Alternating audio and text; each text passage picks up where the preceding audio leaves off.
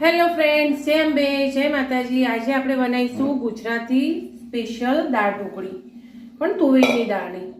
ઘણા લોકોની ઈચ્છા હોય કે તુવેરની દાળની ઢોકળી બનાવી। ગુજરાતીઓ તો લગભગ બનાવતા હોય, એમને ફાવતી હોય, પણ ઘણા લોકોને એવું હોય કે નહીં ફાવતી હોતી, કાં તો જાડી થઈ જતી હોય, દાળ પતળી રહેતી હોય, કે ભાઈ ટેસ્ટ બરાબર ના આવતો હોય, તો આ રીતે તમે બનાવજો તો ચોક્કસથી સારી બનશે।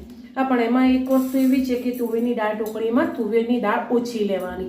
જો તમે વધારે પડતી દાળ લઈ લેશો, કારણ કે દાળ ભાત કરીએ ને તો એમાં દાળ વધારે જોઈએ, પણ આમાં જોઈએ નોર્મલી 2 જણા માટે કે 3 જણા માટે તમે બનાવતા હોય દાળ ઢોકળી, તો એક જ મુઠ્ઠી દાળ લેવાની, વધારે નહીં લેવાની। મેં 2 જણા માટે છે એટલે 1 મુઠ્ઠી દાળ લીધી છે, અને અંદર બાફતી જ વખતે તમારે સિંગદાણા એડ કરવાના, એનાથી ટેસ્ટ બહુ જ મસ્ત લાગશે। અલગ જ હોય છે સિંગદાણાનો ટેસ્ટ, પણ બફાય ને જ્યારે દાળ બાફવા મૂકો ને ત્યારે જ તમારે અંદર એડ કરી દેવાના। એવું નહીં કે વઘાર કરીશું ત્યારે બાફીશું કે નાખીશું, કે અંદર જે દાળ સાથે જે સિંગદાણા બફાય ને જે ખાવાની મજા આવે ઢોકળી ને દાળ, એ અલગ જ હોય છે। મારી છોકરીને જો દાળ ઢોકળી બનાવી તો અંદરથી વીણી સિંગદાણા જ ખાય, અને એટલા સિંગદાણા આમાં બફાયેલા બહુ જ ભાવે છે। તો તમે તુવેરની દાળ ઢોકળી બનાવો તો સિંગદાણા જરૂરથી એડ કરજો, અને એકવાર મારી રીતે બનાવીને જોજો। હવે આ બંને આપણે ધોઈ લઈશું। દાળ ધોઈ લીધી છે ને બાફવા મૂકી દઈશું। 2-3 સીટી વાગે પછી એને ધીમો કરીને ધીમા તાપે બફાવા દેવાની।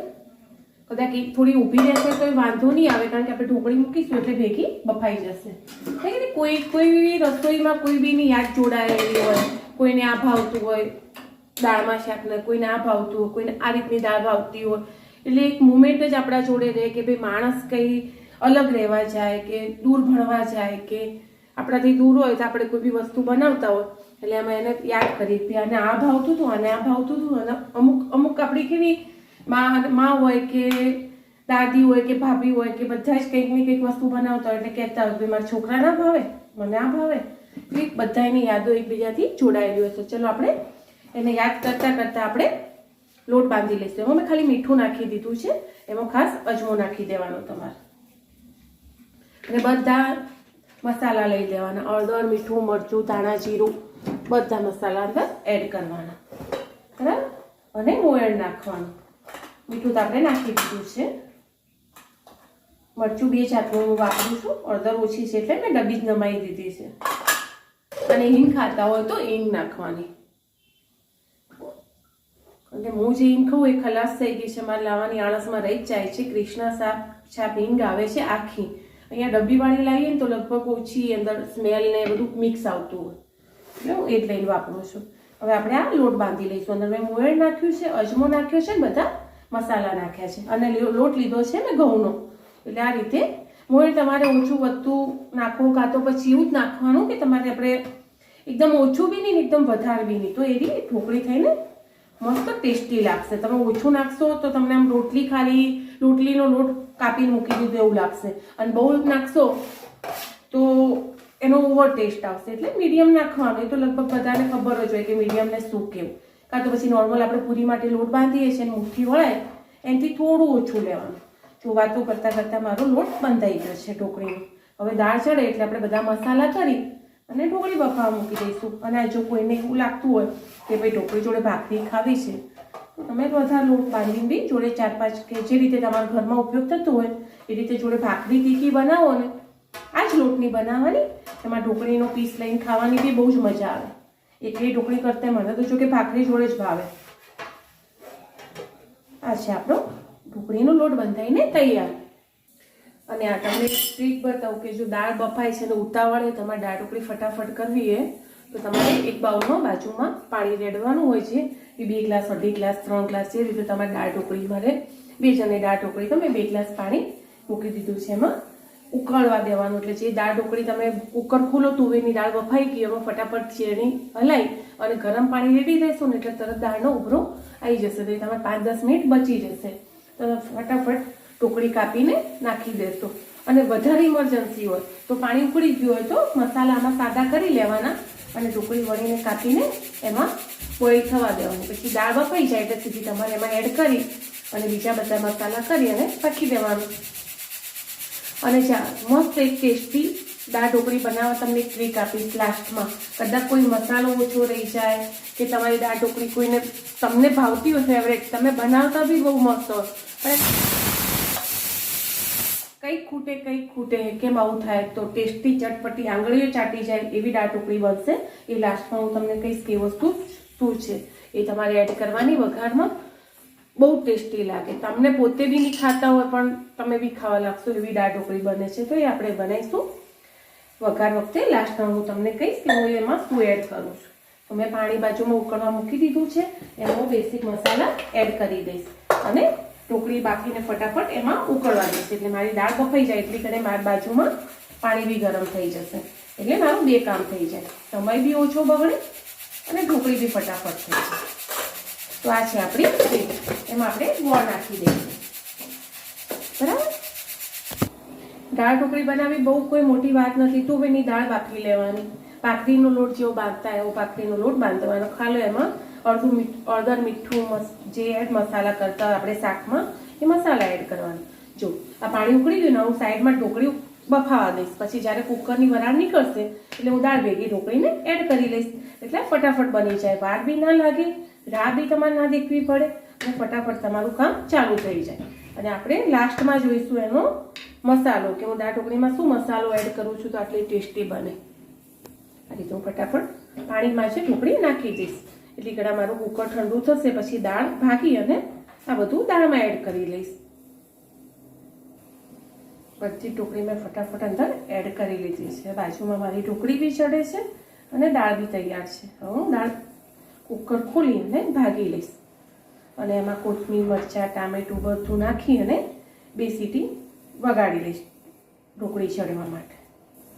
આ રીતે આપણી દાળ ઢોકળી ફટાફટ તૈયાર કરવી હોય તો આ ટ્રીક તમારે લેવાની, અને કે ના ઉતાવળ નથી તો ધીમે ધીમે કરવાનું. જો આપણી દાળ ચડી ગઈ છે. એકદમ ના ચડે ને તો બી અંદર ઢોકળીમાં ચડશે. થોડી એને ભાગી લેવાની ચેરણીથી. એવું લાગે એટલે થોડું પાણી એડ કરવાનું. બાજુમાં આપણી ઢોકળી તો ચડે જ છે પાણી. તે કરી અને પછી જે આપણે ઢોકળી બફાવા મૂકી હતી એને આપણે અંદર એડ કરી દેવાની. મસ્ત કામ થઈ ગયું, ફટાફટ ચડી બી છે. ગોળ નાખી દીધો છે, મીઠું મરચું હળદર નાખી છે. એને બફાય પછી આપણે બધા મસાલાને વઘાર કરીશું. જો ઢોકળી બફાય ત્યાં સુધી મેં તીખી મસ્ત ભાખરી કરી લીધી છે.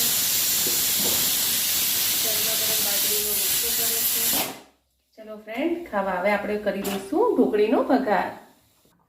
ચલો આપણી ઢોકળી બફાઈ ગઈ છે, વરાળ બી નીકળી ગઈ છે. આપણે એને વઘારી લઈશું. વઘાર માટે મેં તેલ મૂકી દીધું છે બાઉલમાં. મસ્ત ચડી ગઈ છે, છૂટી છે ને મસ્ત. જેને એકદમ ચડેલી લૂંદા જેવી ભાવતી હોય તો 1-2 સીટી વધારે વગાડવાની, અને છૂટી જોઈતી હોય પાણી જોઈતું અંદર તો થોડી 1-2 સીટી ઓછી વગાડવાની. મસ્ત ચડીને તૈયાર થઈ ગઈ છે. રસો જોઈતો હોય વધારે તો રસો તમે કરી શકો, જે રીતે તમારા ઘરે ખવડાતી હોય, ખાતા હોય, ટેસ્ટ ભાવતો હોય એ રીતે તમારે લેવાની. અને મેં પહેલાં બી તમને કીધું કે મારો વર કોથમીર સમારેલી નહીં ખાતો, તો હું આ રીતે એમાં આખી ઝુમકું નાખી દઈશ એટલે એની સ્મેલ આવી જશે. પછી હું એટલે જ નીકાળી દઈશ. 1 ચમચું એક મરચું મેં લીધું છે, એને 2 કટકા નાખી દઈશ એટલે નીકાળી જાય. આમાં તજ લવિંગ એવું કશું જ જરૂર હોતી નહીં કે તમારે ઓવર એ બધો મસાલો કરી દેવો પડે. ખાલી તમે નોર્મલી કોથમીર મરચાં અને વઘારમાં લીમડો અને ટામેટું ખટાશ માટે, લીંબુ નાખવું તો લીંબુ બંને બી નાખી શકો તમે. ટામેટું નાખો ને ખટાશ ના આવે તો અંદર લીંબુ બી નીચોઈ શકો. હવે આપણો વઘાર આવે એટલે મસ્ત 1 ચમચી ભરીને આમાં વધારે પડતી રહી નાખો ને તો તમે ટેસ્ટ બહુ જ મસ્ત લાગે.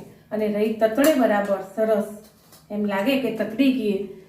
એના પછી હિંગ અને જીરું નાખી દેવાનું. પણ મેં તમને કીધું મારો સિક્રેટ મસાલો છે એ હું ખાલી રહી નાખી અને પછી હું મેથી મસાલો કરી રાખું છું. આ છે મારો મેથી મસાલો, એ હું વઘારમાં નાખી દઉં. એમાં મારે હિંગ બી આવી જાય અને વાટેલું જીરું બી આવી જાય. એટલે રહી પછી ડાયરેક્ટ હું આ નાખું, બીજા કોઈ મસાલા એડ કરતી નથી. તમે બી આવું કરી શકો.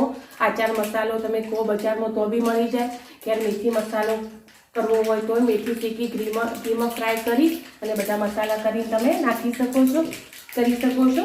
તમારે મેથી મસાલો બનાવો તો કોમેન્ટમાં મને જરૂરથી કહેજો, હું બનાવીશ. બસ એ જ મસાલો ખાલી મેં નાખ્યો છે, દહીં નાખ્યું છે વધારે. આ રીતે મેં વઘાર કરી લીધો છે.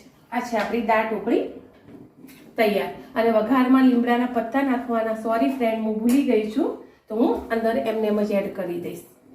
વઘારમાં નાખી દેવાના તો એની સ્મેલ થોડી વધારે આવે, પણ વાતો કરતાં કરતાં રહી ગઈ છે તો મેં અંદર એડ કરી દીધા. હવે થોડીક વાર ઉકળશે ને એટલે મને અંદર સ્મેલ આવી જશે લીમડાના પત્તાની. આ છે આપણી ગરમા ગરમ દાળ ઢોકળી બનીને તૈયાર. હવે એને થોડી તમારે 2-5 મિનિટ વઘાર કર્યો છે એટલે ઢાંકીને ખદખદવા દેવાની. અને કે ના ખાવા બેસવું છે ફટાફટ તો બી તૈયાર છે, પીરસી લેવાની. બાય ફ્રેન્ડ, મળીએ આગળના નવા બ્લોગમાં. મસ્ત ટેસ્ટી લાગે. આ રીતે તમે કરીને ખાજો. કંઈ જ મહેનત નથી, કશું જ નથી, સિમ્પલ છે દાળ ઢોકળી. આ રીતે તમે એકવાર બનાવીને ટ્રાય કરજો. અને ગોળ અને ખટાશ તો ખાસ તુવેરની દાળની ઢોકળીમાં એડ કરવાની. ગોળ મેં જ્યારે ઢોકળી બાફવા મૂકી હતી ત્યારે જ એડ કરી દીધો હતો, અને ખટાશ પછી મેં નાખ્યું છે ટામેટું. હવે જ્યારે ખાવા બેસીશ ત્યારે હું લીંબુ નીચોઈશ. પહેલાંથી તમે લીંબુ નીચોવશો ને તો ઢોકળી જાડી થઈ જશે, એટલે જ્યારે ખાવા બેસવું હોય ત્યારે જ લીંબુ નીચોવાનું, પહેલાંથી નહીં નીચોઈ દેવાનું. આ છે આપણી દાળ ઢોકળી બનીને તૈયાર. બાય.